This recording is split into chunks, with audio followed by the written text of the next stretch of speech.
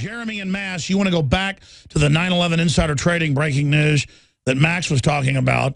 You're on the air. Go ahead. Hey, Alex. I produced a film called Black 9/11 based on Mark Gaffney's book. It's been reposted under the title 9/11 Conspiracy Solved. It basically views 9/11 as a massive financial crime rather than a terrorist attack, and goes into a lot of different details on whistleblowers like Richard Andrew Grove. Who works No, I've seen it. It's excellent. Doesn't it have millions of views total? It's about 850,000 on one repost that I saw. It's almost up to 1 million now. And yeah, talk about Richard Grove and the Silver Stream. They basically had this Promise software, which was installed. They had back doors inside all these computers for Fortune 500 companies and accounting systems that they could have basically looted and stolen all the money during the attacks. And they found evidence of it on the hard drives, which were analyzed by that German company Convar, which then was subsequently almost immediately bought out by Kroll Associates. No, that's right. Then you blow up the towers to cover up the swindle. And again, they didn't just do 9/11 for that. They like to get hundreds of things done under each event. And so they just nest those like Russian dolls as kind of a little goody-good snack. It's a much larger umbrella of things that happen simultaneously, especially with the secondary explosions in Building 6, which targeted the El Dorado task force offices that would have been redirected to investigate terrorist financing. And then they moved all the other investigations of the Clintons and everybody into Building 7 and blew that up. No, it's all on record.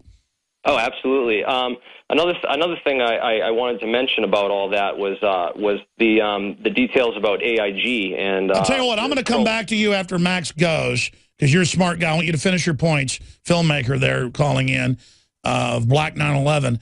Rachel Maddow will say we're being racist, but we're trying to just stop the murderers. Max, your comments on the caller. Yeah, I'm aware of the work, and Deutsche Bank, which bought Alex Brown, was part of a film that I was advising a couple of years ago, and kind of adding a lot of the pieces to that puzzle. I think what we're saying here today is that we've got an insider, Jim Rickards, who is coming out with a book that hits the market in a week from today, that says the 9/11 report was wrong, that there was, in fact, insider trading leading up to the 9/11 events. And so this fundamentally changes the entire discussion, and I'm adding my piece of the puzzle, which is that, yes, in that context, I can tell you that I spoke to insiders at Cantor Fitzgerald and Alex Brown, and they were trading on this information, and some of them died. So this is what we're leading into this week. All right. Let's talk to Nathan in California. You're on the air. Go ahead. Oh, yeah. Hey, Alex. Max, quick question for you, Max. Last year you said that you were thinking that Japan was going to be the epicenter of this massive collapse. Are you still thinking that's going to be the case? And if so, I know that Deutsche Bank has like an ETF for that. Do you think that they're reliable? Okay, well, a couple of questions there. So Japan right now, I was just looking at this. Their debt to GDP is approaching 300%. It's clearly the most indebted of all the countries. They're the source of all the cheap money that fuels all the speculation around the world because their interest rates have been zero for the longest period of time. The economy still could be the trigger point that sets off a wave of collapse and currency problems.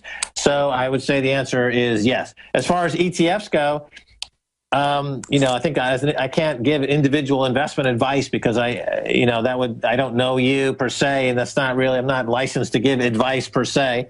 So I'm not going to give you advice. But if the question is broadly, can you trust an ETF? I think that it depends what your risk tolerance is. Obviously, there's some risk involved. So it depends what your tolerance of risk is, since I don't, you know what I'm saying? All right, well, listen, caller, I appreciate your call. Let me shift gears the time we have left here, Max. Yeah. Specifically, you're bearish on the West because it's aging and all the rest of it and very corrupt. The East is super corrupt and teetering on collapse. Look at China. I think it's the ultimate time bomb. Are you bullish on China?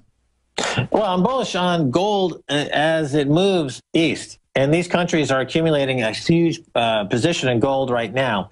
And going forward, the currency that seems to be in the crosshairs of this global shift east would be the U.S. dollar. So on a relative basis, the U.S. dollar takes most of the brunt of this reconfiguration. And so, relatively speaking, these other currencies are going to do better against it.